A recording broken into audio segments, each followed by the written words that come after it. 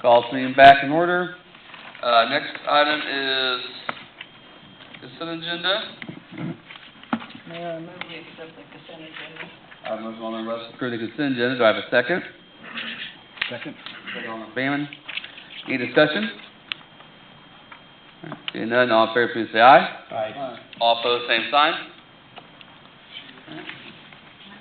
Next items are previous business. First item under previous business is Cannon Street discussion. I believe we carried this over from a past meeting because Alderman Coleman wasn't in attendance and wanted to make sure he was here when information was presented, so.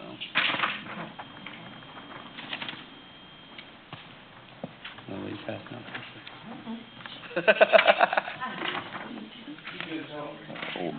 Okay. Mr. Mayor and Board, as you know, we had a discussion about trying to finish off one of the Cannon Street with some curbs. What I'm handing out here is PWS, Public Works Project number 5. When I take the board to reference getting that work done, this is what I was referencing. In the scope of work, it just talks about adding curbs and overlaying the street. As you know, the street has already been overlaid. And only thing left on Cannon Street is, like I mentioned in the previous meeting, 150 feet of curbing on both sides of the street. Now, on the north side of the street, there's a ditch, and according to Public Works, or the city engineer, we can't put a curb there because it allows the drainage into that ditch. So, but on the other side, this curbing you can put over there because the curb would help the drainage to the scupper as a corner of grade and Cannon. Also, the discussion was, are we complete? So I can go ahead and finish off the driveway because we've been waiting since 2006 because of all the projects that were planned. And the last project was South Main Street, and then the original scope of work, they were going to come over past the culvert on Cannon Street and redo that area. That, because of the funding, that we only went to the culvert, and they rebuilt the ditch. Now, in the presentation made by the city staff, they were talking about doing water lines and water lines and sewers and different things, updating everything. But this scope of work doesn't talk about any of that. That's more of the scope of work that was presented for Walnut Street. So I just wanted to make sure that the board understands that the scope of work presented by the city was not the scope of work that I was asking for. And I just want to make sure that's clear. If you're going to make a judgment, I want to make sure you have the correct information. But when was that scheduled to be done? After Front 2 Street? years ago. Oh, yes, so was Front Street. Well, that's not the question. Yes, it is. Ken, I don't know, on the latest, I'm assuming this is all still on the newest edition of the CIP, correct?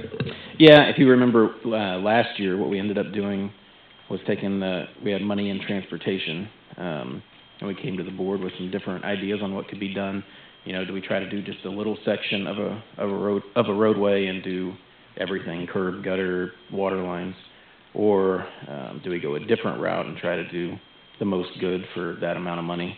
And that's when you decided to approve the overlay plan that basically overlaid every road that hadn't been done in the older part of town.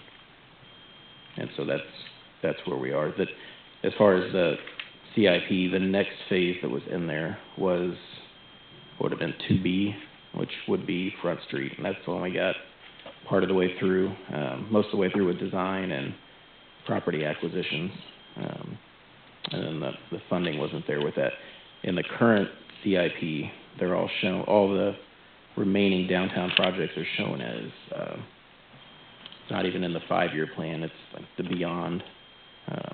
So they're shown in there, But without having funding identified, we didn't want to set an actual year for it. And what, has the description changed of what's gonna be done since this one? No, I mean, with any of the downtown, and Rick can step in if I'm going sideways here, but the idea was through any of those roads that were identified in the older part of town, if, the water hadn't been recently upgraded, I mean, that was something that was gonna be done. So it'd be curb, gutter, sidewalk where possible, and, water line. So I don't know. I'm not sure which one he has there, but I know that was the overall plan for any of the downtown.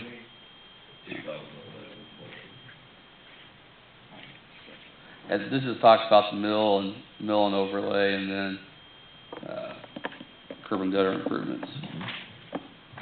Now, if I'm trying to think back to the last one, we had talked, Well, so go in and curb that. So it doesn't say it in the description, but if you look down just a little bit under the breakdown for cost, water sewer is one of those items. So it is included, it just was mistakenly left out of the description, because we actually break down like land design, construction, and water sewer to know where, how much was going to each thing, and then where the funding would come from. How old is all that water and sewer over there? Any idea? I don't know right off, but it's old. Yeah. I'm not asking that you do the whole neighborhood. Well, I think the issue is, if we're gonna do it, we gotta do it right. If we're just gonna go in and put something in, and then... To finish off the street, you only need to put some curbs. That's the whole point I'm trying to make. Yeah. But if we're gonna do, but at some point we gotta do water and sewer, then we would do it at the same time we're doing the street. My guess is there's lines running on the street, correct? The majority of them there, yeah, that's where we had to make the decision if we thought the water lines that were there would I just stay don't good wanna long enough to do make the new overlay street good. curbs and then 5 years from now rip it all up and put, yeah. All I'm asking for is 150 feet of curb. Can we curb that? But I think we have to change the profile just to do the curbing, though, was the Yeah, well, original issue. I would clarify too, the road's not done. The roads were overlaid, and we know that that's not a permanent fix. That's to try to keep the road down the... The rest of the street, that's curbs. All of Greg's curb. Broadway's not, Young Street isn't over close to Harris. Harris Street is a disaster. But I'm not asking for that, I'm just asking for a finish off the one street, so the whole street looks, right there before the culvert, that's all brand new. Yeah. And everything beyond my property is brand new. I'm just trying to say, let's put the curbs in front of my place, and then I'll put the driveway in, and, we'll be looking good on Cannon Street. I don't think we'd be looking at that much expense if we just put the curbs along there. From what I looked at it, a drive over curb shouldn't interfere with the flow of water that much. You can leave an opening closer to the culvert to allow it to get into the ditch. I guess On that, Rick. Now, I have to say something though about Front Street, and I'm sorry to upset you. But you know what? I had to go to the hospital with a torn meniscus because my street crumbled. I had to call up here, and they come running out and patched in front of it. I had a lady in her 80s go out to get her mail, fall in the ditch. You ought to see the ditch. It runs, it has bugs, and it stinks. Well, you're an alderman, you should be taking care of that situation. Well, I can't. I'm talking about a different street, a whole different set of issues. Right. I'm sorry your neighbor, maybe fell hurt himself, I'm sorry you hurt yourself. No, yeah. That's not the issue. The issue is, are we going to address this? What might be bringing it back on? I think the important fact to remember here is that, as Ken alluded to, Cannon Street's not complete. The overlays that were done last year, primarily just for maintenance. So those streets were gonna need maintenance anyway. Same thing with Front Street. Front Street's not done, so to say that it's done is not really correct. It's not complete. Well, the curbs is complete. That's the point. The curbs are complete, the rest of the neighborhood. Curbs are in place. Yeah. That's all I'm saying. I'm not saying the water lines are done, I'm not saying the drainage is done. I'm just asking for a little bit of curb so they can finish off, put a, finish So you're this asking for the curb in place for the rest of the infrastructure. Well, the curbs are already in place in the rest of the neighborhood. That is true, but not in front of your area. Right. But I've been waiting, that was supposed to have done in the south project, and you had to cut the money to turn it down. Right, but again, it's a process of, do you wanna do a curb section, still have to come back to the whole section again? Well, if I do my driveway, I'm in the same situation. I've been waiting to figure out what you guys are gonna do before I do my driveway. Well, this part, it was said that this was originally part of the MoDOT project, and that wasn't. The only reason MoDOT even went as far as they did, is they don't wanna go outside the right of way of the road that they're on, was just for drainage. So that was never actually included in any plan. Well, the drawings I saw it was, so, I don't argue about that. It never did extend. What I'm hearing is it seems like it's a very large problem for the city to, Well, on the, 150-foot curb. can a curb be put in, I guess I'm confused about, can a curb even be put in or not? 'Cause we've heard about the road, The profile has to change. I'm we- not we convinced can't- you could put in a curb without changing the entire profile of that section. We only got one drag, so. All we have to drag is that one drag. Well, but again, I mean, that was the purpose of the first, depiction, that you have to change that profile to make that curve actually work. Because if you're just talking about an aesthetics piece of concrete, you could do that now with just a flat piece of concrete. You don't need an actual curve, do you? And again, I think we need to. Can we put a flat piece of concrete in so people won't be driving in the yard? But it would essentially be the same thing, you know, drive, approach. And then it comes back to, you know, does the city put in a drive approach for property owner? Typically, we don't do that. Unless it's part of a CIP project, you did all along. Correct. You paid people for the property access and you gave the driveway. But that was because we had actual I understand. as well the infrastructure, as well as water. So you can't really go there, you say, understood. Correct, but as last time, if that was actually part of the project, okay. Changing we the do profile. Okay, so we can't put a curb there unless we change the profile of the road. Is what, that is my professional opinion. I'm trying to think what the options we have here. Options are curb, which we can't do, right? Because of the road. Yeah, I mean, I'm leaning That on is my engineer.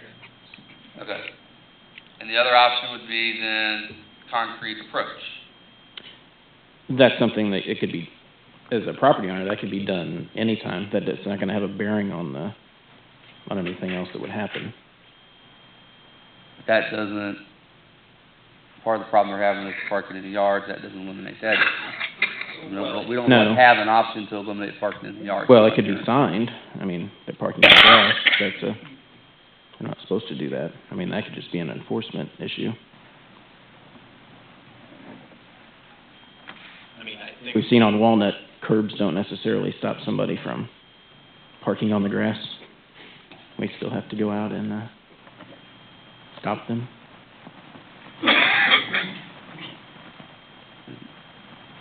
Is there a timeline on when the Cannon Street work would, I'm hearing it would have, maybe it was originally. I think right now we don't have dates earmarked on those CIP projects, correct?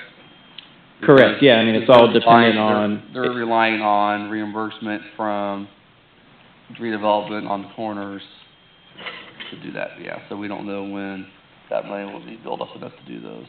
Because, what's actually, Cannon's left, Broadway, Harris,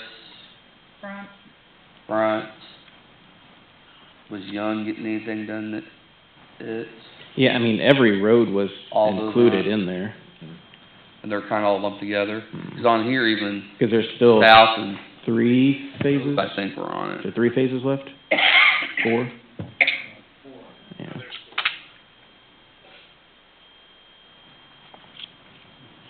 The issue I have with it is that, I know we're in a situation kind of between a rock and a hard place. We've got a business that normally we wouldn't allow to have something like this with a paved deal with a gravel approach. We would want a concrete approach. He wanted to put that in himself back in 2003. We wanted to check, we wanted to be able to do something when we were ready. We wanted to delay by several projects. Right. So he's been held up for almost 10 years, and we don't know whether it's gonna be another 10 years before we have the money to do the sewer and other issues over there. At minimum, we should be able to give him approval to do his approach to his driveway. And he paid for it. Oh, that he could can happen do that. tomorrow, yeah. Yeah, There could be a Oh, right-of-way the permit approach filled out is and. done. It's just the city won't pay for it. I think that's the question, is will the city pay for the approach at this point? And there's nothing stopping Mr. Switzer from doing the approach. It's just a matter of who's going to fund it. Whether he had done it 10 years ago or today, in a typical situation, the property owner pays for their own driveway approach unless the city comes through and reconstructs. So if, he put one down today and in 5 or 10 years, the city comes through with the project and we tear it up, then yes, we would reinstall it and put it back to the way or better than what it was when we first came onto the property. But there's just no justification to use public funds to do a private driveway approach. That wasn't an ask. Mike? The ask was to do the curbs. So apparently it's gonna be, I guess it's gonna be major construction no matter what we wanna do. So, rather than refurbishing out there and put it in, for $10,000, I guess it's gonna be $200,000. Does your dumpster always sit in front? Yes. How did you get that legal with the code department? Because they're supposed to be up within 24 hours, unless they're in the back. I'm sorry, I just noticed it.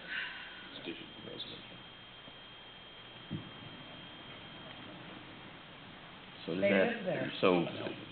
Does that clear, you do have, and Alderman Arnold, I want to make sure that we were on the same page with that. He does have the authority to go in and put the approach in now. It's just, so it sounds like your question was, will the city do curbs? At this time, I think what Rick's represented, we have to rely on him. He's an engineer. He's saying that we would have to completely change the profile of the road, including the elevation. I think we all want it to look better, and we would love to have the curbs in there, but we don't want to throw good money after a bad problem that we're just going to be tearing out because we don't have the full funding to reconstruct the road right now. So I think you can proceed with the approach. It's just the curbs won't be installed until the road's reconstructed. Is that accurate, Rick? Well, I can say, you can try and fit a curb anywhere. Question is, does that curb function? Is it the right slope? Is it really working? Is it doing what it's supposed to do? You can put a curb going backwards. That doesn't mean the purpose of it is actually functional. Right. We're going to pay to install functional curbs. That's where it kind of comes into when I say do the road correctly, the purpose of the curbs to be installed correctly. You could throw it in anywhere. That doesn't mean that it's really useful as an actual piece of infrastructure.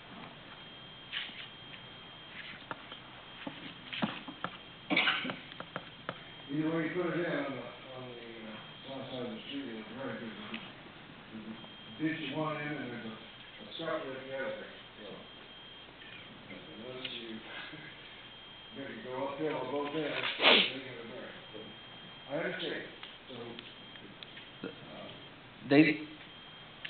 the part that's done and curved, that was taken down and they totally redid that road and they put those curbs in. Well, wanna keep in mind too, that's why there was that slope, kind of bump out there, Cannon Street, that intersection, because it actually drains to a curb inlet, corner of the intersection. That's where they had to dip it. Yeah. Because basically there was a physical elevation bust from one curve to no curb section. We took a drain out on the north side, and put a dividends in the one that ran across the street to the inlet to the south. So the water now on Cannon, is the majority of it going to that, I guess, the ditch, new culvert thing they put in? The portion basically in front of the business goes in that direction, correct? The rest of it, as you go further west, is draining into that curve into the curve in the box, which also drains into that big ditch portion. Slice. A lot of it in front like this drains into the ditch in front of it. Are you guys still having that issue with it running behind you there, Oh, yeah. as much as it was? And when that go, where does that go then? Colorado Rapids. So I know that comes out Colorado Rapids. and goes down, where, does that drain into that ditch then? It drains across the culvert that goes south into the drain. But there's no, I don't have the backup I used to have because the big culvert is there. The water is flowing under the culvert and going. Before, it's a restriction at Main Street. And actually, the water was really hard there. You go across and in fact, it even eroded the street. But now that the big culvert's there, the water moves really fast. I mean, you can block it. But at least it's going. Yeah. It's not stopping and building up and getting ready for the floodlight, risk. All right, so I guess we're done. Correct? You know, we're not gonna, I mean, they're not recommending the curves in, so, I mean, on the board, the board, it's up to the board, I mean, the board can always make a motion to vote on if they wanna put curves in there, I mean, it's up to the board to decide if they wanna take action or not.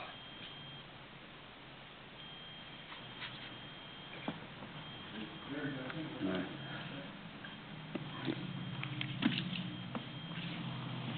Okay, next item is, under previous business, solid waste collection. So, we just wanted to circle back and we left a spreadsheet on your table. I think some people had some questions about whether other cities were doing around trash collection and recycling. So that information is there for you to look at. And I think what you'll find is most cities are doing a variety of things. There's no one solution through that. So just wanted to provide that information to you. On the business license costs, is that any business, or is that just, or are they different costs for waste collection? So the first column is the business license, unless there's a city contract in place, and then I didn't have Okay, so access that's to that. the business, that's cost for any business. And the second column is the more impact fee, so if there's additional charges, you'll find it Okay. in that second column.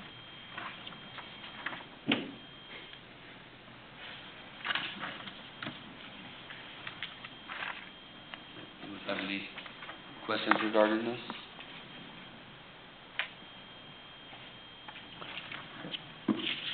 And I believe, wasn't one of the reasons we originally looked at this was the delivery day? Let's see what we wanted to, Yeah, that was if one of there's, the questions related to it. it doesn't look like most of them have any regulations, does it? No. It looks like we're pretty much in line with stuff, maybe other than cost of license.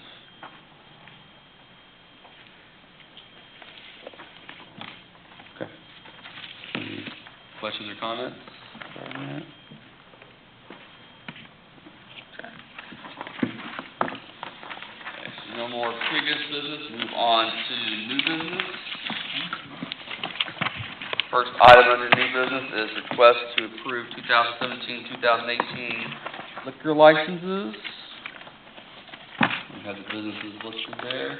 I do know that I believe we need additional discussion on, the EIE, LLC doing business as Whiskey Tango. So, I want to talk about that one separately. And are there any other business ones that anyone on the board would like to discuss apart from the others? I can tell you I have all the paperwork in.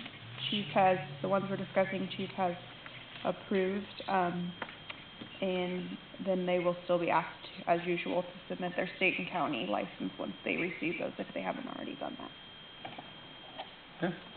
And the recommendations for this one was a change, correct? I'm sorry. Say it There again. are no other recommendations that change in the other ones other than the one I argued that said discuss separate, correct? Correct, these, yeah. They're all the same licenses current? Correct. Yes. Okay. Teresa has the information.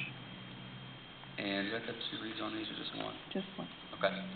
I'll entertain a motion then to approve Burgess Renovations, doing business as Valley Pub and Patio, Casey's General Store, 2209, 2808, 3325, the Crow's Nest LLC, doing business as Charlie's Roadhouse, Discount Liquor and Smokes, Dollar General Store, 9597, Grand Valley Chamber of Commerce, Grand Valley Market LLC, Grand Valley Truck Stops and Food Center, doing business as Conoco Travel Center, Impact Motorsports LLC, doing business as Valley Speedway, and JY Amigos Incorporated, doing business as El Magway. I'll entertain a motion to approve those. Again, we'll talk about Whiskey Tango separately here in a second. Okay, got a motion from Alderman Arnold. Do I have a second? Second. Second, Alderman Totten. Any discussion on those then? I just listed. All right, seeing none, all in favor, please say aye. Aye. All opposed, same sign. Okay. Now on to EIE LLC, doing business as Whiskey Tango. Chief, did you have a recommendation on this one you wanted to share with the board? Yes, I'm gonna give you a summary and some Okay. thoughts for your consideration. Mr. Mayor and Board, as part of my yearly duties, I'm called upon by ordinance to review all of the liquor license renewal forms. And I would be remiss if I didn't bring your attention to the concerns I have about, Whiskey Tango. And, for about the last 3 or 4 years, during my tenure here, amongst things I do, it's my responsibility to maintain and keep track of trends, emerging patterns, and issues that affect crime in the city of Green Valley and the general safety of the community. I constantly review reports, trends, patterns, and I rely greatly on the input, first-hand input of patrol officers, sergeants, captains that work beneath me. For the last 3 or 4 years, I kept hearing over and over concerns by officers on what they believe was a high number of incidents and police responses to the Whiskey Tango establishment. I directed an officer to do a review of offenses and incidents, which you have as part of the packet that you provided. And basically, we determined that between May of 2012 and December of 2015, there's been a variety of police responses, over 300 crime reports were taken either in the establishment or from individuals on the outside of the border that it occurred there. We took that into consideration, but amongst all of this, one of my biggest concerns is what I consider a high rate of individuals that are arrested both by Green Valley officers and other officers in the metro for driving while intoxicated, who admit during the booking that they had been drinking at the Whiskey Tango, which is one of the common booking questions that we ask them. And in fact, for that 3-year period, we identified alone in Green Valley Police Department, which has less than 25 officers, we made 106 arrests for driving while intoxicated.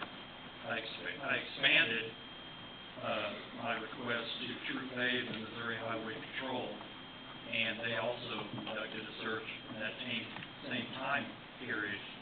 They're spread out much wider, and even their records, they reflected another 92 DUI arrests by their troopers. That with a wide variety of assaults and information from officers that we were frequently responding, particularly late at night.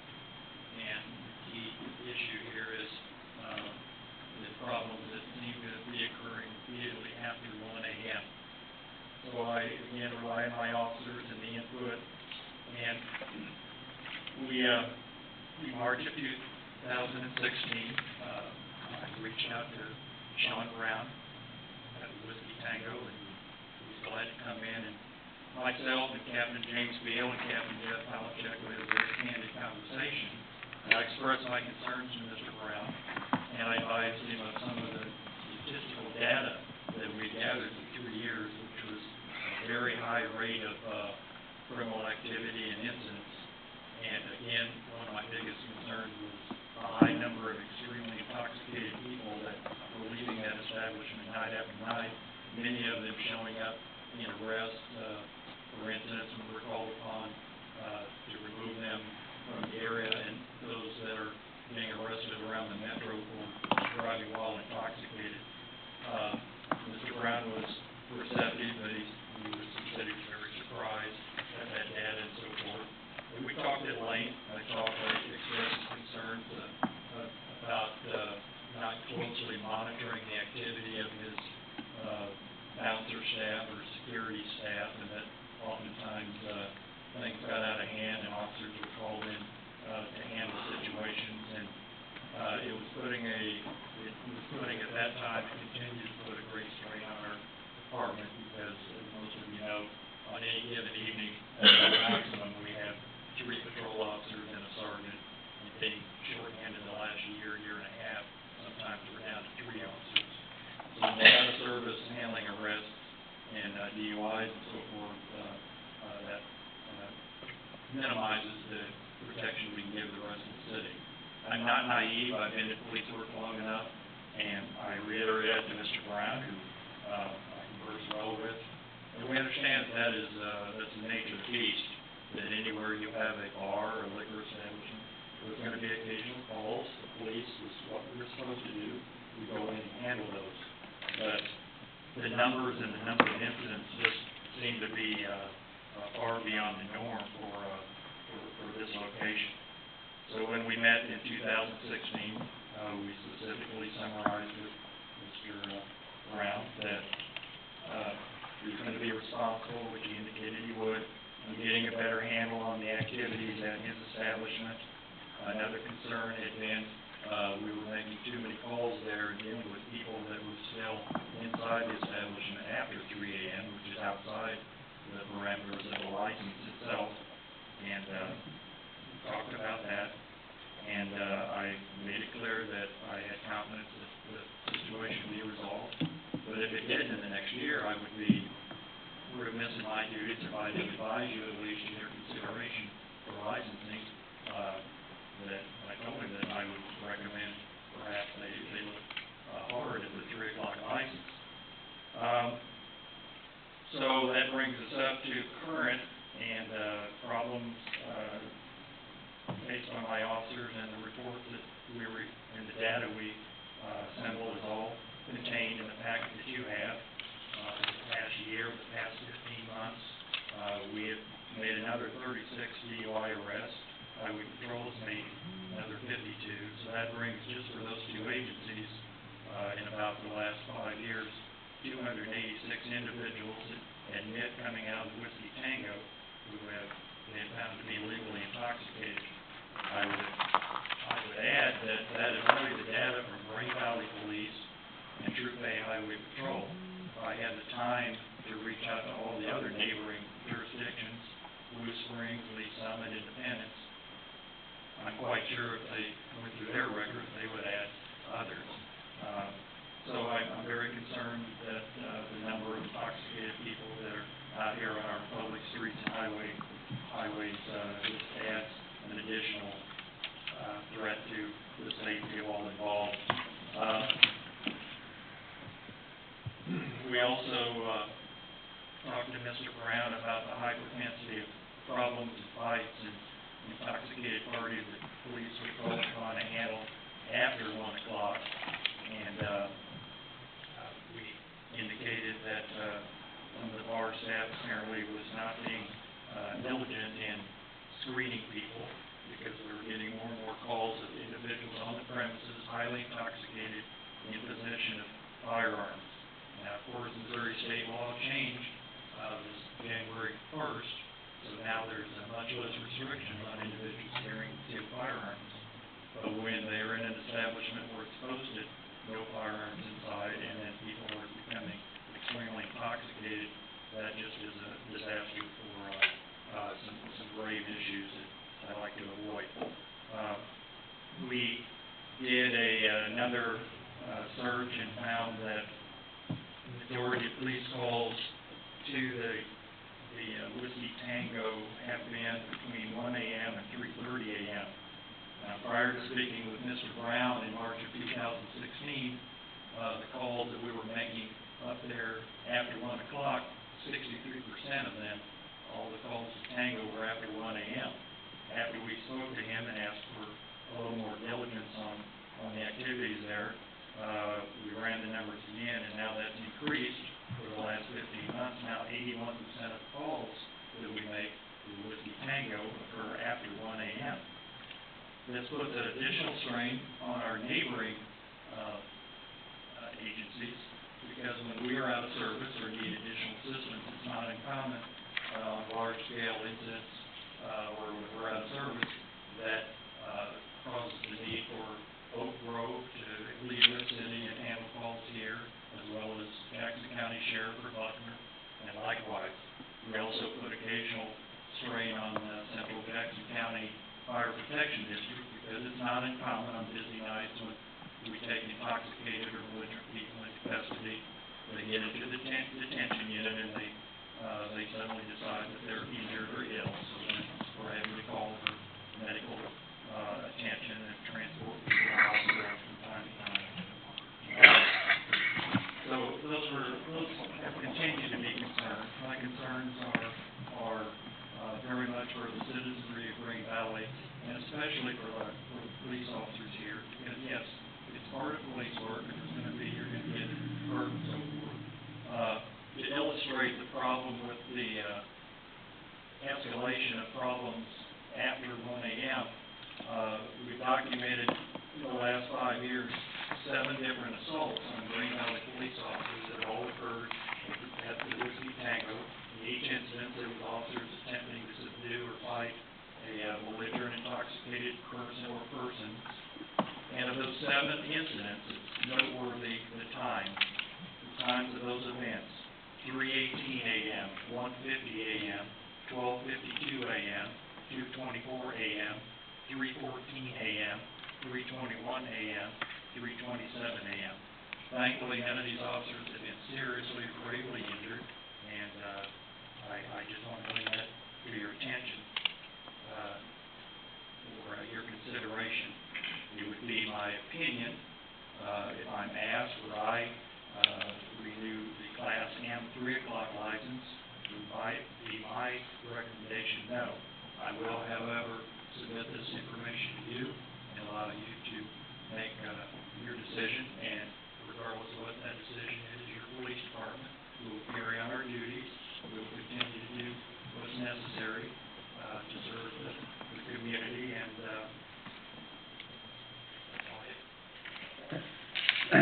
I know, Mr. Brown, I didn't know if you wanted to, Sure. had anything you wanted to say, or we might have some questions up here too. do you want me to come up? Or? Yes, go on, you go on up.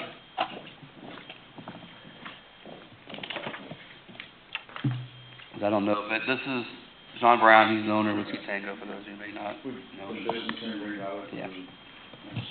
13 years, and, you know, we've had, I guess I would point to, you know, over that time frame, we've had no citations, whether it be city or whether it be state, any violation, whether it be minor or whether it be alcohol related, we haven't had none.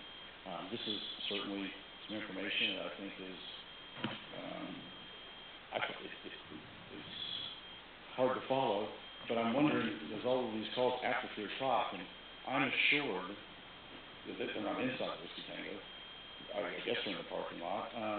We don't have any of them in there after hours, it's for certain. And we haven't for, well, ever, I know of, and we have the people who work there. I think that it was most difficult when I had the meeting. We did meet in March and we went over a couple of issues, and I felt confident that we could address those, and I thought we did. We got reports to the chief, and we talked to our employees about what needs to be done. And it's surprising to hear that there are additional calls made down there. I'm not sure, we don't feel like we see it. So, I mean, he has the records. We'll go down that route and assume that it's accurate. I guess the thing that was so surprising to me was again, with no incidences reported or cited, we feel like we're doing things good and we move forward. It just, if you look, I guess I'm looking at the business itself and the benefits that it brings versus the risks. And it's hard for me to sit here and say, okay, we provide this much revenue and tax, which you all, I think, are aware. You saw our correspondence that went out earlier last week that spelled out, and it's really served as our record of this is what we provide the city. We have been more than willing to sit down with this chief. We had a great relationship, and I thought we still did with the Grand Valley Police Department. We had it with the previous chief. Whenever there was an issue, we would sit down with him and go over it. And he would say, hey, we want to work with this. I assumed, I mean, wrongly, I guess, that things were going well. I mean, we met in March, things were going well, and the next I heard from him was that, well, I'm not going to recommend your license. And I honestly was shocked by that. I mean,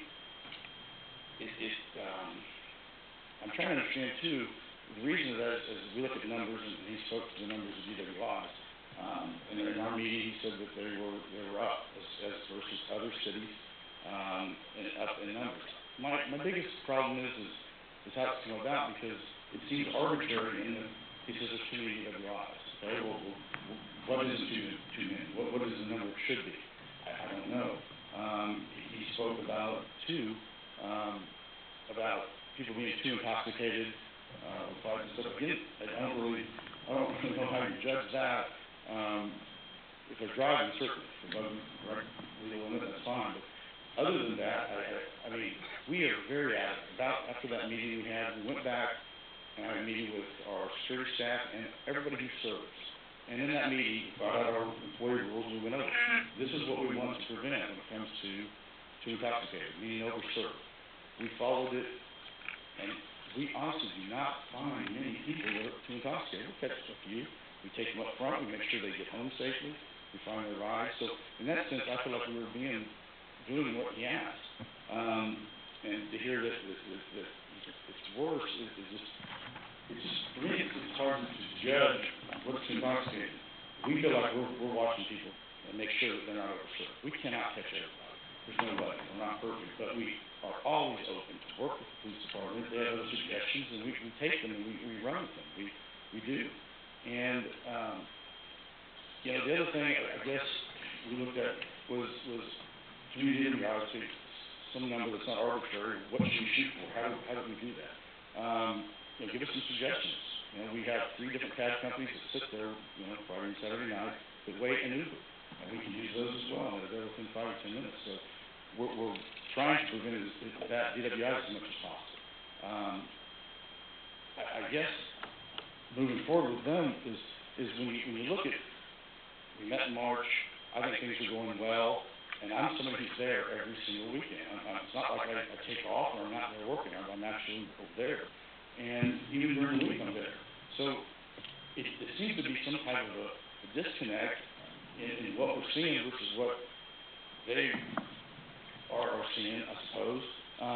The confusion to me, is you sit back and you look at what you're trying to accomplish and what you're doing as citizens. You had no citation, you had no formal violations, and yet there's these issues that come up.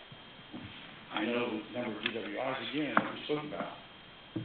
I know we get, Jeremy Valley gets some funding, extra funding, our revenue for DWIs. Is another city that doesn't get that funding, their DWIs lower, yours are up. I mean, it's only natural, and too, my business is a big one. I mean, there is gonna be some additional, probably need for that, but I just have a hard time of what's too much and how they think we can change that, and we'll certainly work with them. I mean, I have no problem with that. But a business that you come in and all of a sudden, a recommendation, I met with him, I think things are going well, and all of a sudden, a week before this, I hear they're gonna, he's gonna recommend to remove my 3-o'clock license, which, for you all, that means Whiskey Tango closes.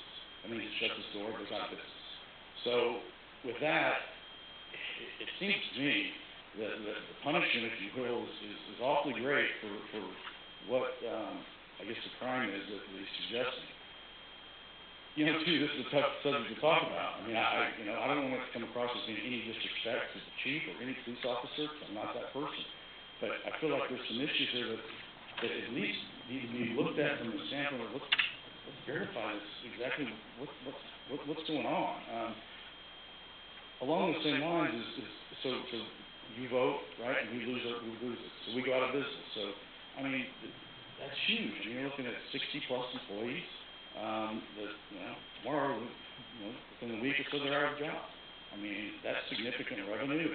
They can't pay for the child care, the gas in their car, what have you. It's significant. So it's far-reaching what's being asked. I mean, you're going to have to take the recommendation, I understand, of this person, of the chief, and say, okay, well, he's right, and Mr. Tango's wrong. After we've had a pretty stellar 13 years as a good partner to the city, the community, we do tons of stuff along those lines.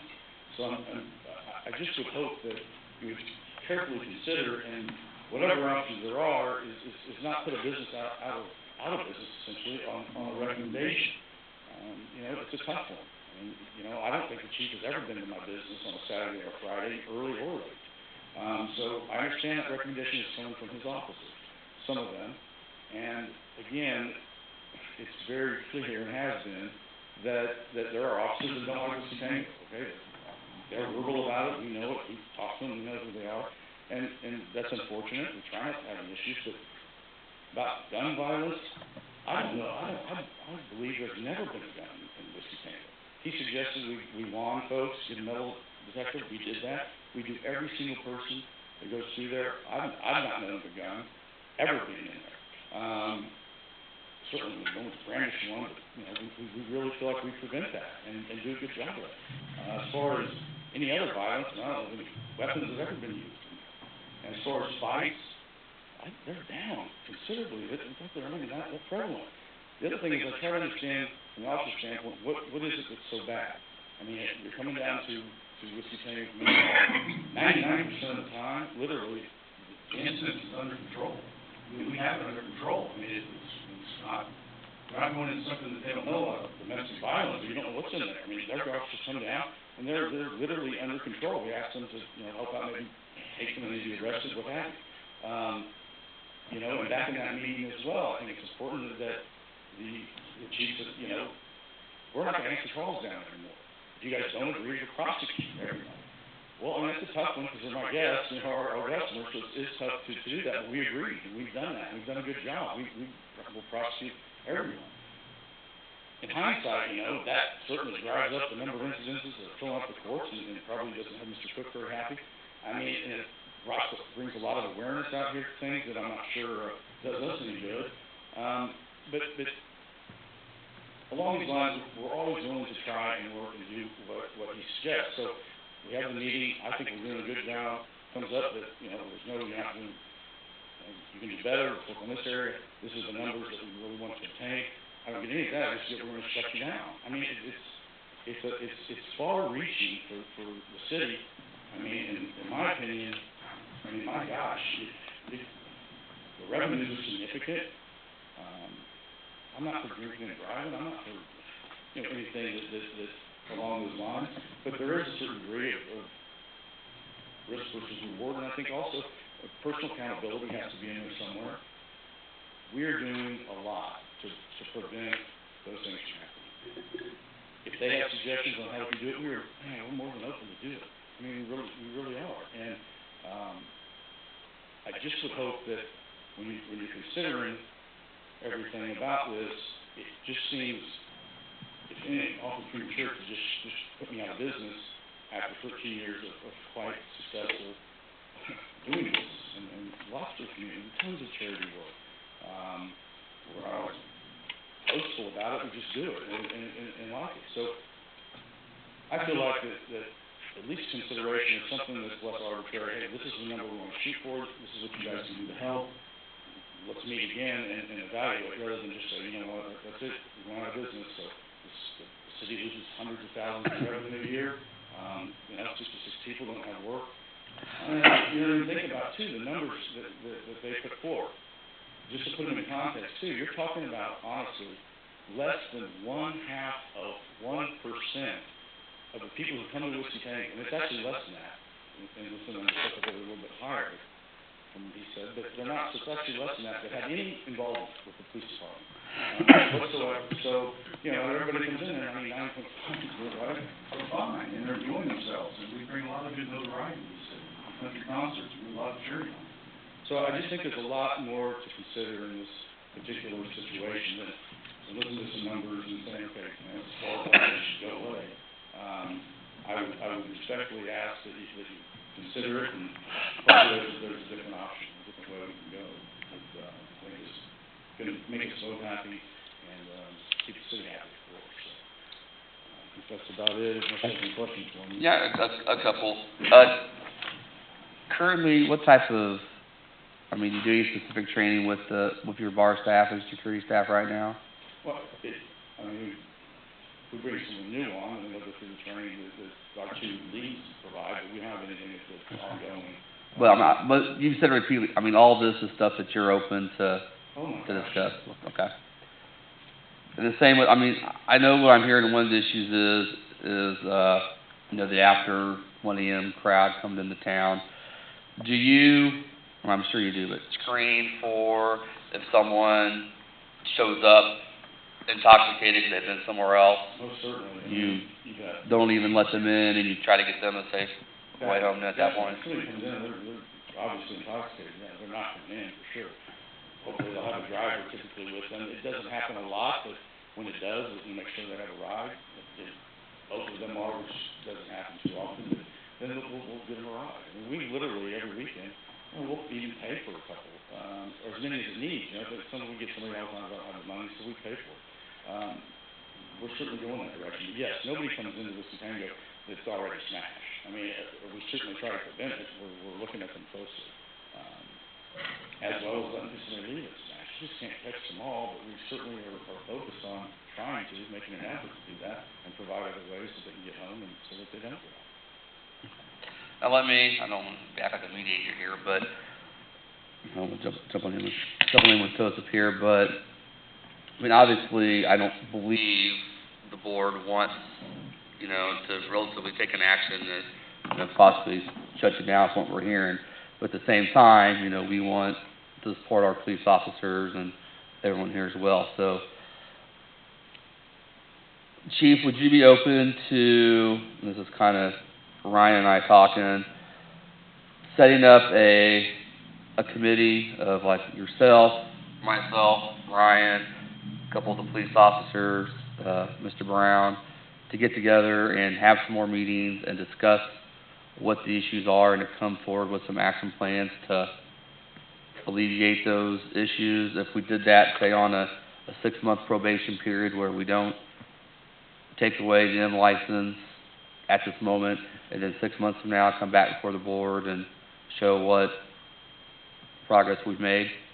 Well, I would certainly entertain anything, and make sure there's no doubt, Mr. Mayor and Board, I absolutely have no interest in putting anyone out of business. I'm about safety, public safety, which is the officers are. I would respond to a couple of things that Mr. Brown said. The issue of being in the business after 3 a.m. absolutely, I can tell you that's not being complied with on 2 different occasions. I directed undercover officers in there. Both of them walked in, were not wanted, walked in with loaded firearms, sat in there, made observations, and left at 3:10 when other patrons were still in there. So I know that's gonna happen. I know it's difficult maintaining bar security and so forth. The other thing, I'm not completely out in the dark. I do monitor your business at 3 a.m. I do come down there and watch. I watch a lot of things around this town. I listen to my officers and I go out. Sometimes you don't see me, but I take an interest in this town. So, no, I was wanting the board to have a good factual, overview about what is occurring down there, looking at all the factors. And, if, you believe it's in the best interest to renew the Class N, I would work on any, project that you have. I think it would have to include some very specific conditions and expectations of compliance that Mr. Brown and his boys would, need to, sustain during the probation period, but, we would also work with anybody for the overall good of the city, so. Is that something you'd be open to? Well, certainly. Mr. Mayor, can I say something? Yeah, let me ask Mr. Cook something first, but how would that work on if we did like the 6-month probation, then review by the board in 6 months? What would that look like, I guess?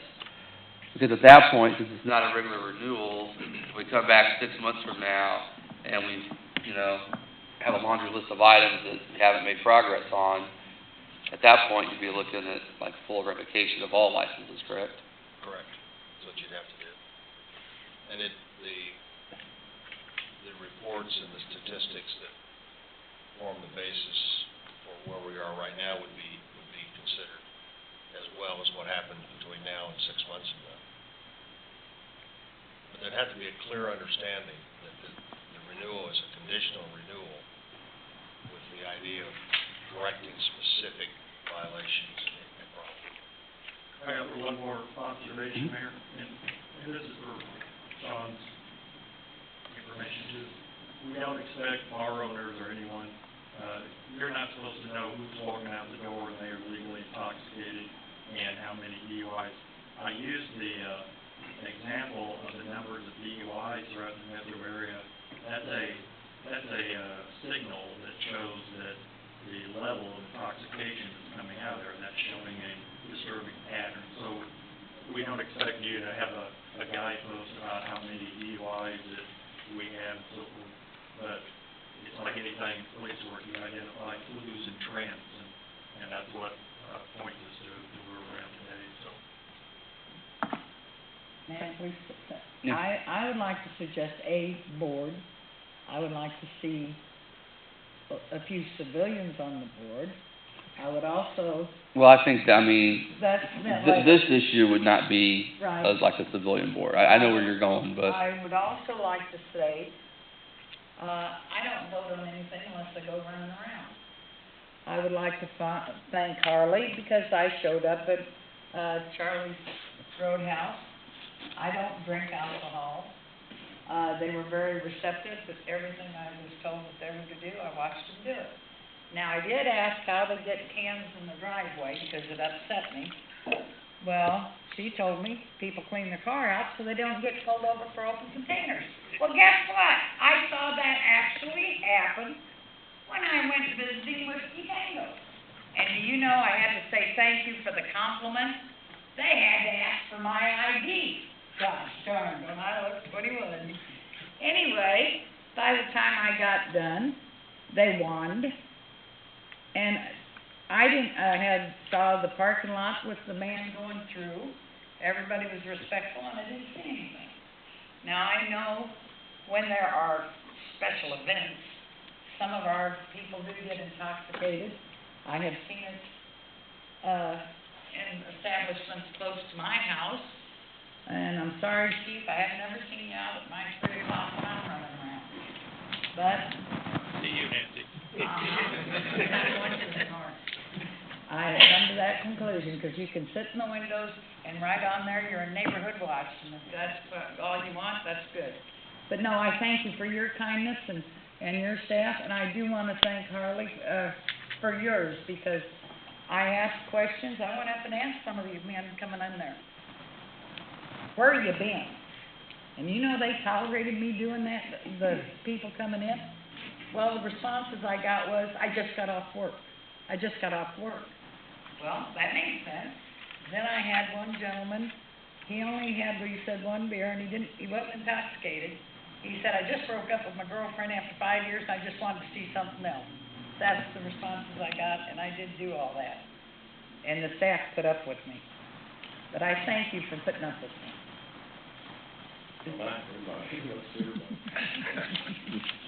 Does anyone else on the board have any questions for Chief or Mr. Brown?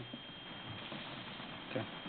Well, what I would entertain, and I would like to entertain a motion then that we approve the EIE LLC doing business with Whiskey Tango's, Class M license with the, help me out here, Mr. Cook, that way I know we've got it strong with.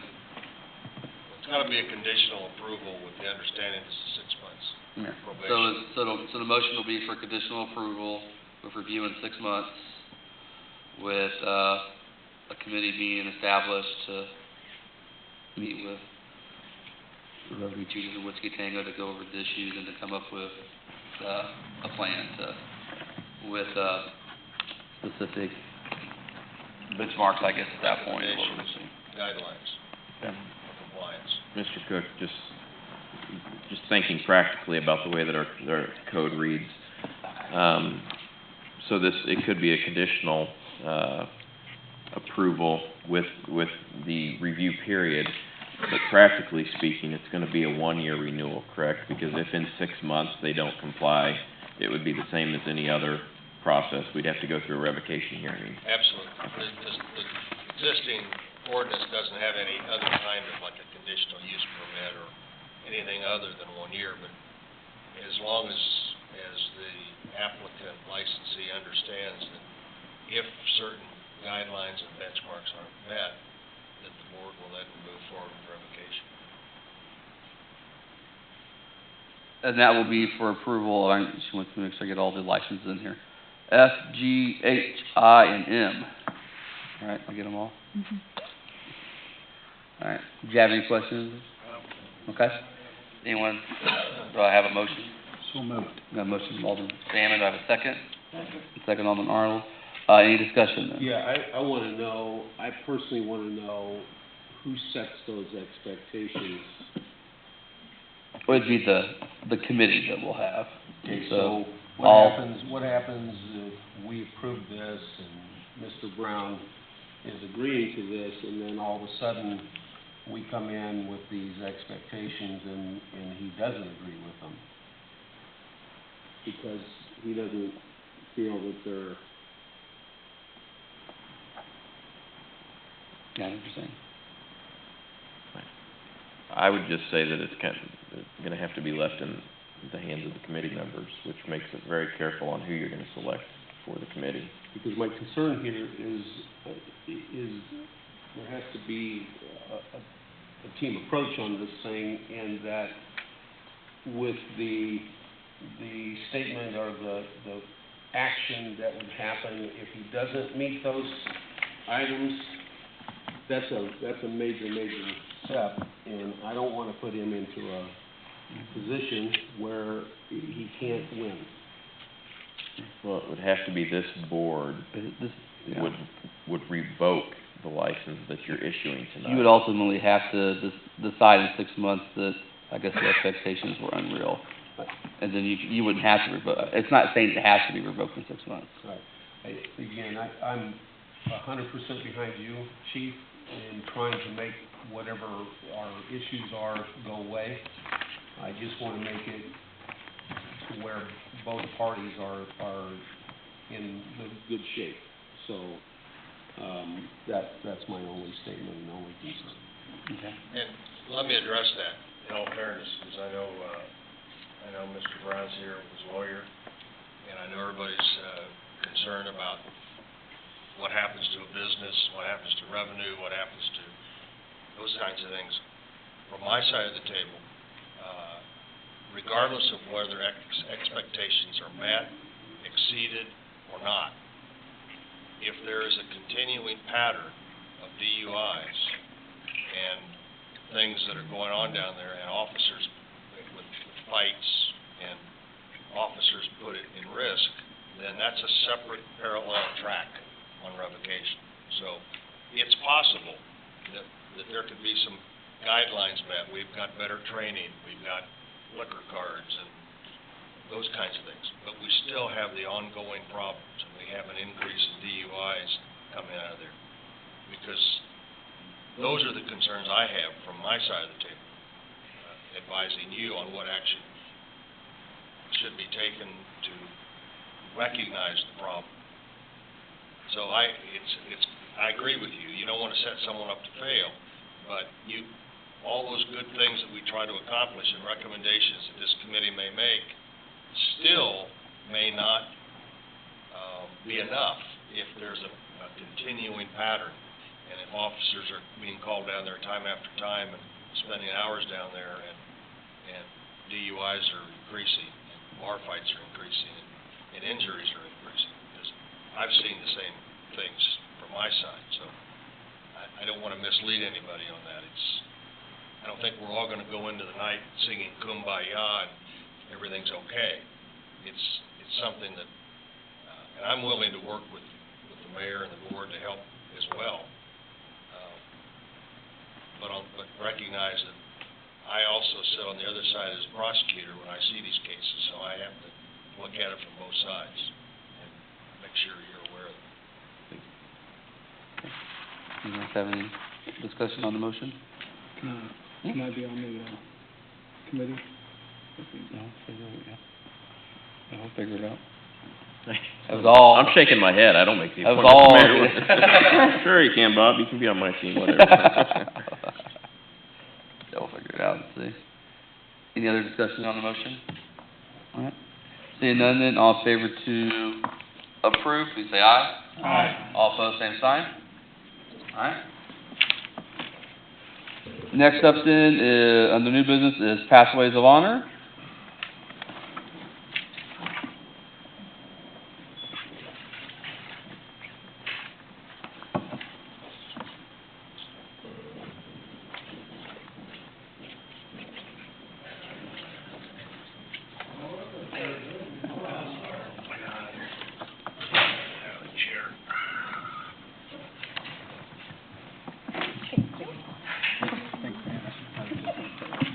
Is this thing working?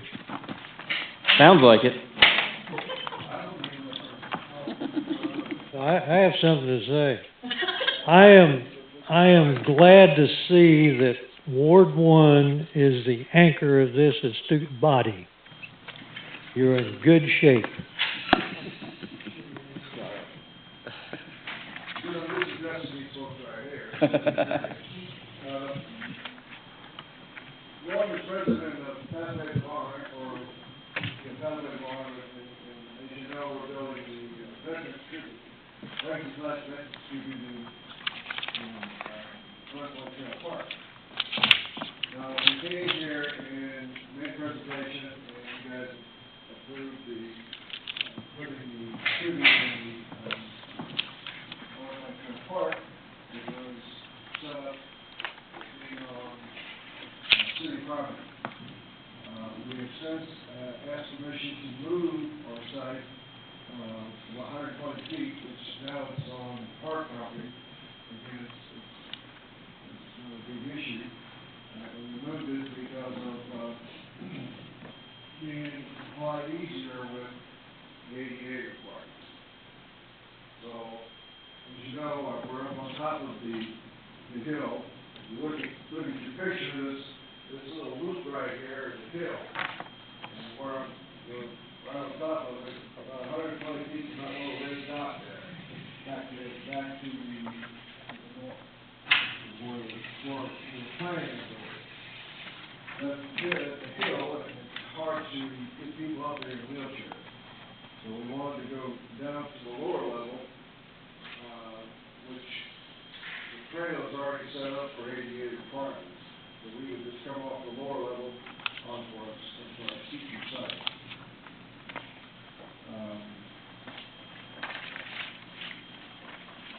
It's kind of, the same thing should kind of give you a better idea of our relationship to the trail and, the site. Now, this shows an angled sidewalk, we're actually gonna have a straight sidewalk off the trail. Phase one, that change, you get phase two. The city engineer has reviewed it, and he's okay with the site. Parks Department is in, the city Parks Department, they reviewed it, they're okay with the relocating the site. And the last page is kind of the darkened area in the center of the last page is basically the phase one. And we will, you guys agree with our moves, and we will go ahead and start it, and hopefully we will come up with something for phase one. Any questions again? For an update, we reviewed our agreement, memorandum of understanding, and Kim tells me that it doesn't need to be changed because in the location, it just says it looks like their apartment. So you don't need a motion, we don't need a motion from the board then? No, we wanted it, and Mr. Davies isn't here tonight, but in talking to him, we just kind of wanted to make you guys aware of it, because if you remember back then, there hadn't been any actual surveying or anything done, so we were just kind of thinking where it was going to be, and we even did the ceremony out there. But since then, and we got a little deeper in it, it looks like there's another location that works the same. But the point of the MOU was basically just that the city was understood what they wanted to do, and was okay with that. So I don't think there's a need to actually go through a formal process. Okay. We're not changing anything in the MOU because It was specific the to, language in general about this says apartment. does anyone have any questions then, or concerns with the move? All right, thank you. We'll keep on moving, Mike. Right, next item is 2017 fireworks discharge regulation. Okay. Let me talk about this. Okay, so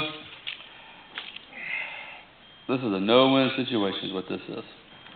So what we have is 4th of July falls on a Tuesday this year. Under ordinance, you can shoot fireworks. You would be able to shoot fireworks off on Monday, Tuesday, and Wednesday. Obviously, that would eliminate the weekends, which we all know is going to be a big time to shoot them off. So we can do one of two things. We can adjust the ordinance to include the weekends, or we could not and absolutely not be able to enforce the ordinance because there would be so many people shooting fireworks off that I'm sure Mr. Cook would love the courtroom if we enforced the ordinance on Friday, Saturday, and Sunday. You have a lot. Assuming they can catch them. Yeah. They were firing them off last night. I know. So I'm gonna tell you, I used to love fireworks. So I'll become an elected official because I'm just ready for the barrage of emails I'm going to get probably starting any day now because half the town hates them, half the town loves them. So I'll have half the people that are mad that they can't shoot them off the whole month, and I'll hear about that. And then half the town will be angry that we should just ban them. Is what I'll get a lot of those emails and calls too. So no matter what we do, it's kind of, you know, not good. Last year we had this issue, and I had several people upset because we weren't enforcing it, and the times actually, because of how the 4th of July fell, you know, people were still shooting them off. So it's up to the board. Just know that unfortunately it's going to be very hard for us to enforce because it'll be, you know, I mean, the tent's open tomorrow, I think, don't they? So you're going to start hearing it tomorrow probably, which is obviously out of the window, but I think the big concern we had was was the weekend, because it's hard, I had this issue last year, it's hard to tell someone, well, we just can't enforce the ordinance, because there's just so many people doing it, and Friday and Saturday, I'm sure there's gonna be a lot. So it's everyone's thoughts on the issue. Can you put certs on patrol?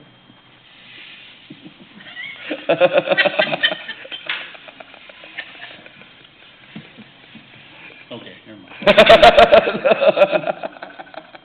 I mean, I don't have an issue with Friday, Saturday, Sunday. If people are going to do it anyway. Yeah, they're gonna do it anyways, yeah. There is no way to stop that, especially if we have 3 organizations in town selling them. Yeah. So we need a motion, so it'd be. Opening up the ordinance to include Saturday and Sunday, basically. Right? Yeah, Friday, so what's Friday? Friday, Saturday. Friday's the 30th? Yeah, the 30th. So we need a motion then to extend fireworks shooting to the June 30th, July 1st, July 2nd. Not going past those still 5th being the last day. And then not extending times, because I know we're not gonna deal with the times, even though they'll still be shooting past times. I don't know, I just asked. So do I have a motion then to, I have no idea. and then, I think so. the motion from Alderman Headley, a second? Second. Second Alderman Coleman. Any discussion? Alright. All in favor, please say aye. Aye. All opposed, same sign. Alrighty then, so that is approved. Next item under, we've already had so much new business before. Next item under new business is Police Academy sponsorships. And I'd asked to have this put on, and this kind of got alluded to by the chief a little bit when they talked about the previous issue, was that there have been times that, you know, we have not been fully staffed. And the reason for that is, unfortunately, police work is not a popular, I don't want to say popular, but there's just not as many candidates, right, as what there once were to be police officers. I think that's kind of a sign of the times and things that have happened in regard to law enforcement. And this isn't an issue that we are just having. I mean, I'm on email threads from other mayors, and a lot of communities are having the same exact issues that we're having. And what a lot of the communities have started doing now have been, they are identifying candidates before they actually even go to the academy. And in the past, you know, we've gone to academies as they're graduating and trying to pick up candidates this way. Well, a lot of cities are finding candidates beforehand that are good candidates, signing them up with, not really contracts, but what are they? Like a 3-year contract. Like a 3-year contract, that they're gonna work for us for 3 years, and in exchange, you know, we pay for them to go to the academy, and I believe some of the cities are even paying some sort of a salary while they're at the academy, correct? Yeah, City of Blue Springs, for example, that's how I went through the police academy. I was sponsored as a recruit, so while I was there, I made recruit salary. I think at the time it was $13 or $13.50 an hour. Teresa lived through it too with her husband. Yeah. So they paid you as a full-time employee to attend the academy, paid for the academy and your expenses there. So it would have to be identified in the general fund. But I just want to bring it up. I think it's something we need to look at doing, because, I mean, we can't keep, you know, are we full staff right now? We have 2 new hires who are about a little over halfway through their break-in, doing very well, and that would bring us up to being 1 officer short. But It's taken us a long time to find those two, doesn't it? it is such a competitive issue now, no longer is a recruit move wherever we're going to Joplin and Overley. There's so many cities just like Green Valley, we're just clawing and fighting together to get few qualified ones. So basically, the funding could come from the Positions aren't full. attrition Yeah. that we have at this point. Yeah, And then we budget for it next year, so that's the direction we want to go. yeah. Exactly. I mean, everyone, is that something everyone thinks we have to do, put an ordinance for that, with everything laid out? Yeah, well, we could set it as a personnel policy, or the board could approve it as a special program, via resolution. I'm trying to, there's some considerations that we'd have to do just to try and figure out exactly how it works. Since you're creating a new position, you're gonna have to, yes, you would have to update the comp plan, because you're gonna create a police recruit position, basically.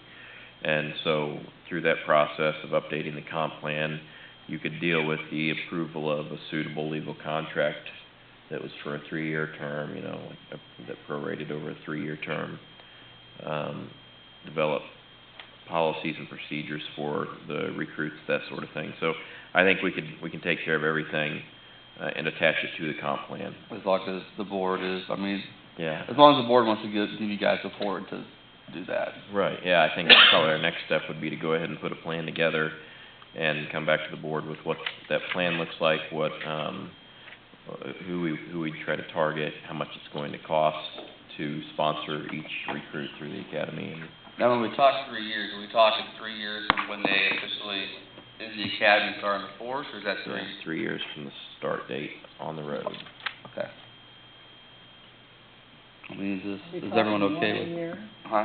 Or we're talking one sponsorship a year, is that what? Well, it'd be however many, it would be a sponsorship every time we had a job, pretty much, wouldn't it, or? You'd be relying on, the one that we would strongly recommend would be the Kansas City Regional Academy, where most of the municipalities around here sponsor recruits there. They list when specific classes are gonna start, so you have to go by their schedule. Currently, they charge tuition at $5,000 a recruit, with another $300 for uniforms, and then the agency has to provide about 5,000 rounds of handgun ammo, 500 rounds of shotgun ammo, so that's probably another $1,500. And then we have to do some research with the various agencies, because sometimes you'll get a person who looks great and they proceed through and they'll make it through 2 weeks out of graduation and wash out, so that's They would be, I mean, if they washed out, then they'd be responsible for paying back, wouldn't they? Yeah, we'd have to make our contract to state that. levels of prorated reimbursement. Now, could we set it up where, I mean, I know there's experienced officers sometimes too that would apply for positions. I mean, how often do the academy start? And how many do they run a year? Cities, I'd have to check, they'll have, vary, sometimes they'll go one after another, and sometimes there's a little gap there. That'll be easy to find out. I mean, we could work it out where we would post the position to see if we got any suitable candidates, you know, that were had already met the qualifications, and if we didn't, then we could sponsor somebody. We traditionally have, but you capture that. You have a lot of people who, very intelligent, educated people that may have a college degree, and it was always their dream to go into law enforcement, but for whatever reason, marriage or whatever, they had to take another job, so now they're working in the workplace, but they're not post-certified. And those would be exactly those people, and then people right out of college that you recruit, rather than looking for people that have already gone through the regional tests. I think you're saying that we almost have to have, we have to almost have the person going before we even know we have the job necessarily, because how long does the academy run? And I'll check with other, I think a lot of them, they pretty much have an open initiative application they're taking. I know Ryan had some acquaintance here this week, and was there in, out in the military, and has a good pedigree, but has never been qualified for an academy. Those are the kind of people that you can recruit a lot, coming out of the military, coming out of colleges and so forth. And we've never done that before. But yeah, you almost have to accept their applications and pre-vet them, and then as soon as you have a cabinet license up, throw them in there. Build an eligibility list that you pull from Yeah. Yeah. whenever you have. A lot of them are already in the workplace, a lot of them are established, people, family, people that they're not like a kid, looking for a new job. Well, it sounds like, why don't you go ahead and put a plan together and bring it back to us. I mean, I think there's definite interest that we do something. Okay. That's all for new business. Seeing no presentations or public hearings, move on to ordinances. Bill B 17-10, second reading, it will be ordinance 2412. It is an ordinance repealing section 215295 and amending section 215.290 Code of Ordinances, City of Green Valley, Missouri. Second reading, ordinance 2412. Mr. Mayor, I move that we accept our ordinance 2412 for its second reading, bill number B 1710 for its second reading, making it ordinance number 2412. I have a motion from Alderman Coleman to approve Bill B 17-10 for its second reading, making ordinance 2412. Do I have a second? Second. Second, Alderman Totten. Any discussion? Mr. Mayor, members of the board, this is actually just more of the housekeeping items that we've been doing related to Senate Bill 491 that went into effect this last January. And this most recent one, it relates specifically to the language of stealing, receiving stolen property is gone, and it's replaced with stealing-related offenses. If there's any questions, Chief Starbuck or Mr. Cook can answer those. Okay. Anyone have any questions? Seeing none, all in favor, please say aye. Aye. All opposed, same sign. West, Yes. Headley, Yes. Hammond, Yes. Totten, Yes. Coleman, Yes. Arnold. Yes. 6-0, Mayor. Bill B 17-11, second reading, it will be ordinance 2413, which is an ordinance amending section 342.020, driving while intoxicated, section 342.030, driving with excessive blood alcohol content, section 342040, chemical tests of blood, section 342.060, chemical tests, results admitted into evidence, Code of Ordinances, City of Green Valley, Missouri. Second reading, ordinance 2413. Mayor, I move that we accept bill number B 17-11 for its second reading, making it ordinance number 2413. Okay. I have a motion from Alderman Coleman to approve Bill B 17-11 for its second reading, making ordinance 2413. Do I have a second? Second. Second, Alderman Headley. Any discussion? Mr. Mayor, members of the board, and again, this is more housekeeping. I am not familiar with the changes in this one. I'll actually defer to Mr. Cook or Chief Starbuck to recap what the changes were. It's pretty self-explanatory. We just tracked our ordinance to be consistent with the state statute regarding blood alcohol and some testing, and our authority comes from state statute, so we just had to update it consistent with the legislative updates.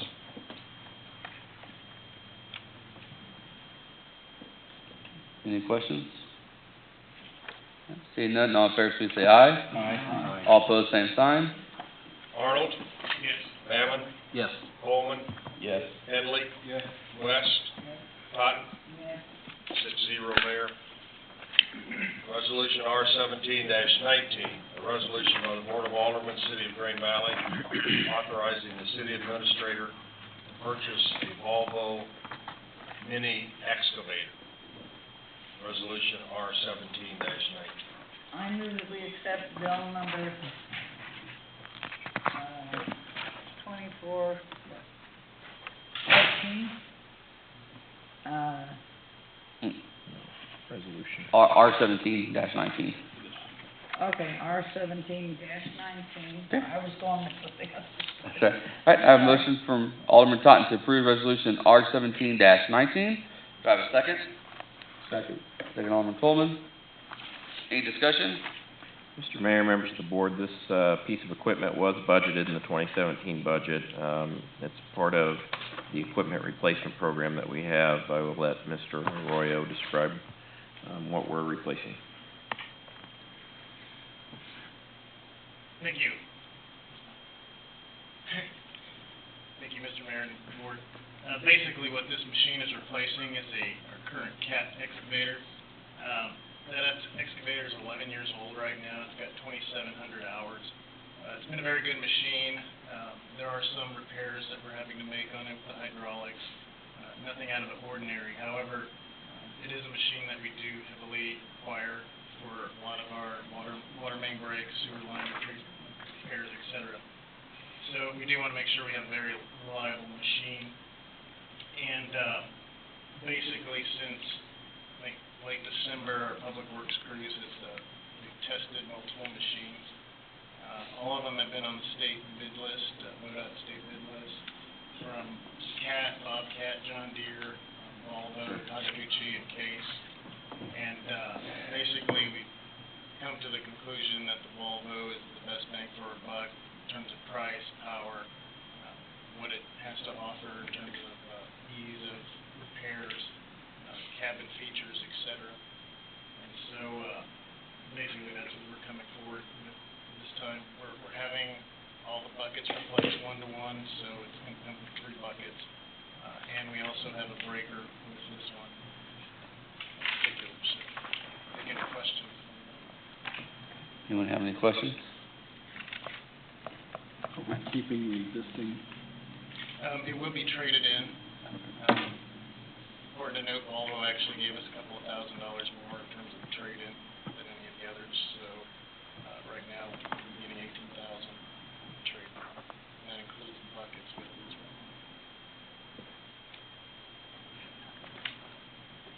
I don't think we've ever owned a Volvo piece of equipment before, have we? We have not. But, I mean, so we know the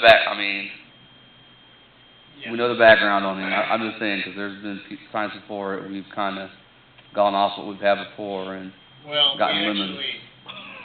We actually did call around to other municipalities and businesses that have actually used Volvo.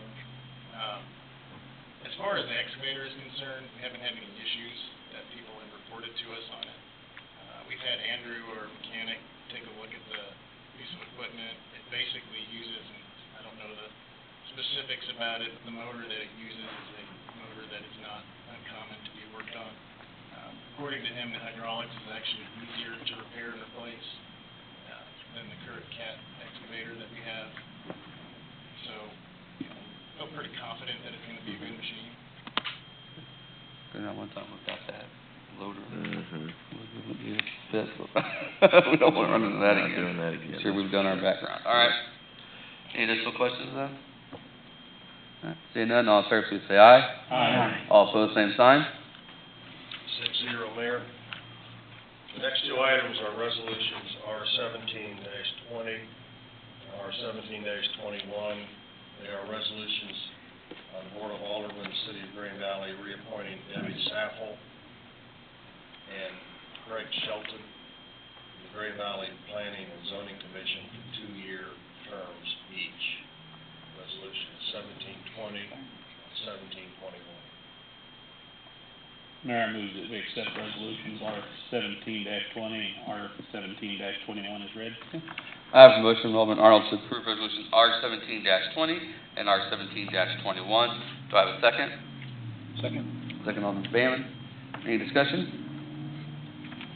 Mr. Mayor, members of the board, these are just simply reappointments as the resolution's titled, reappointments to planning and zoning. Ken can answer any questions, or I'm sorry, Rick can answer any questions about the reappointments if you have them. Any questions? My experience working with them, Ms. Apple's done a good job on the deal. She's currently the chairman of the planning and zoning, so.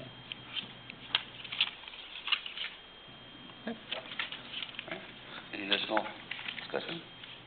All right, seeing none, all in favor, please say aye. Aye. All opposed, same sign. Nancy, was that an aye? Yeah. Okay. 6-0 on, both of those, Your Honor. The next two resolutions are 17, 22, and 23, respectively. Resolutions by the Board of Aldermen, City of Green Valley, reappointing Derek Bell and Jared English to the Green Valley Parks and Recreation Board for 3-year terms each. Resolution 17, 22, and 23. Mayor, I move we accept resolution 17-22 and 17-23 as read. I have a motion from Alderman Headley to approve resolution R 17-22 and R 17-23. Do I have a second?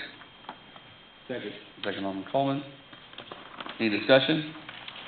Mr. Mayor, members of the board, again, as the resolution title suggests, just reappointments to the Park and Rec Board. We'll note earlier that we pulled the resolution for Pam Kuhn off, so that leaves one vacancy for the Parks and Recreation Board that we will be looking to fill. Okay. Anything additional? All right. All those in favor, please say aye. Aye. All opposed, same sign. That'd be 5-0. All right.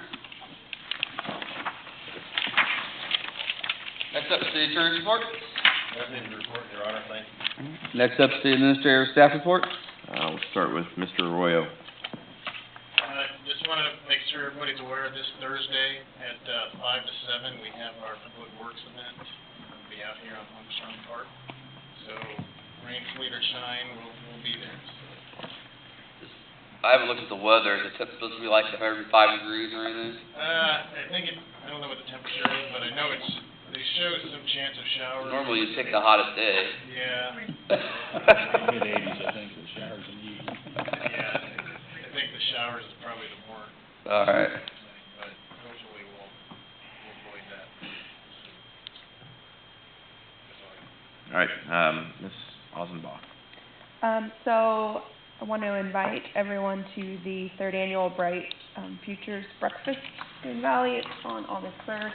If you're not familiar, Bright Futures is a group in partnership with the school district that's focused on keeping kids in school with however those needs come about. So maybe glasses, it may be school supplies, all of those things. So this is their annual breakfast. It's on August 3rd from 7:30 to 8:30 at the community center. And I am happy to RSVP on behalf of those who let me know. I don't know if you all are ready to commit this evening or not. I can ask you again on the 10th. We'll plan on that.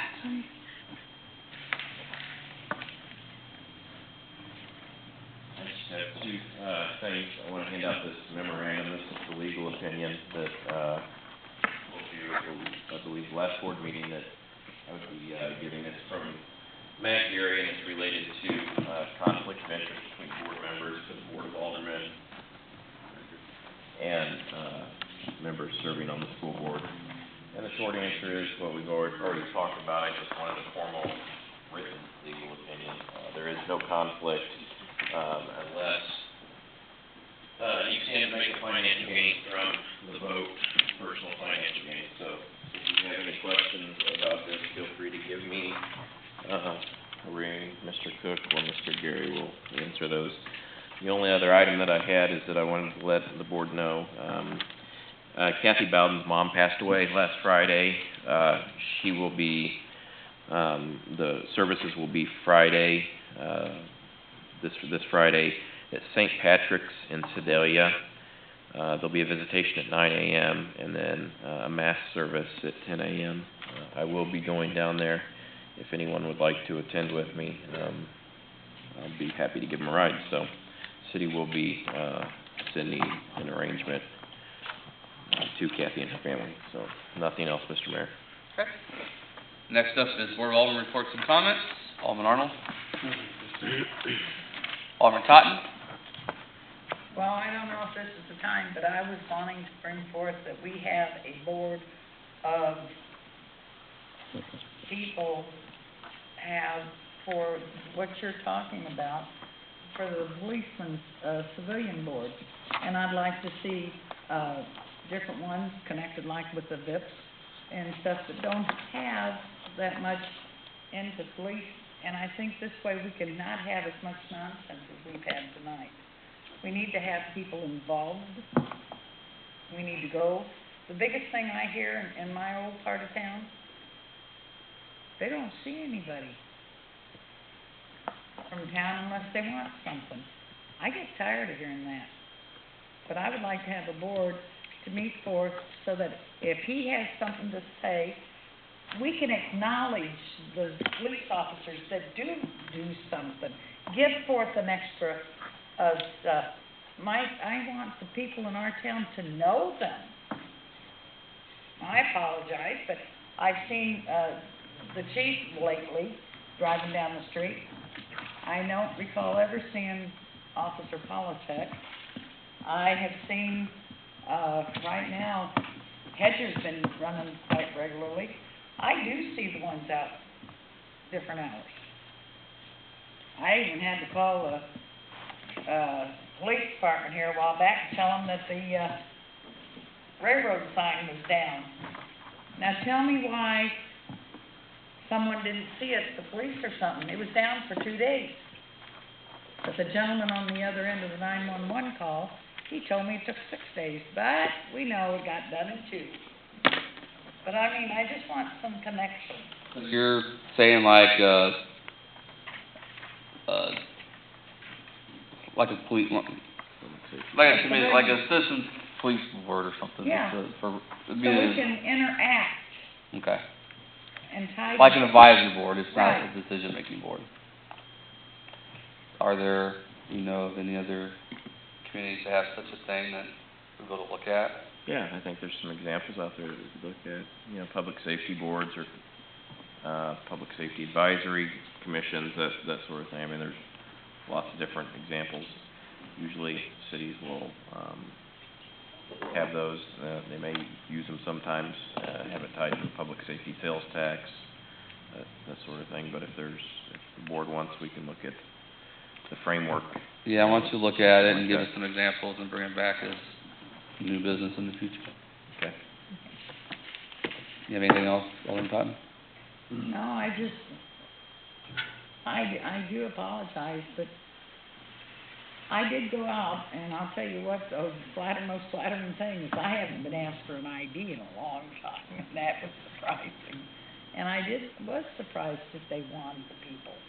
First, I didn't know what the heck they were doing for a minute, but then I went someplace today and it happened again, so I'm learning a lot, but it's a sad world we've come to. And the only big thing I can tell you is, I wish there was an ordinance we could put on how clothing was on the ladies, and I use the term loosely because the clothes being worn is atrocious. Getting into constitutional rights there. I understand Can't do anything that, about but that. I'll tell you, it blows my mind, and we sat outside of the store one day and laughed. All right. Alderman Coleman? Nothing at this time. All right. Alderman Headley? Nothing. Alderman West? Nothing at this time. Alderman Bamman? Mr. Mayor, I have a couple things to share with you and the rest of the board. As you had asked here recently on getting Alderman Coleman and Eddie Saffel together to begin the planning for the joint parade efforts. And then some actions on the part of the school board at our last meeting. Doing more evaluation of demographics and really looking at it in detail at growth and how that affects planning for major capital projects. Two anticipated projects that are moving forward are additions to the Early Childhood Center and the main central offices up on Pink Hill. And then more planning for the next phase of the high school, which would be a planned bond issue probably next March, April. Thank you. Okay, next up is Mayor's Report. I don't have anything additional this evening. I think I've probably talked enough. Do we have a need for an executive session? All right. No need for an executive session. If no one has anything else, we'll adjourn.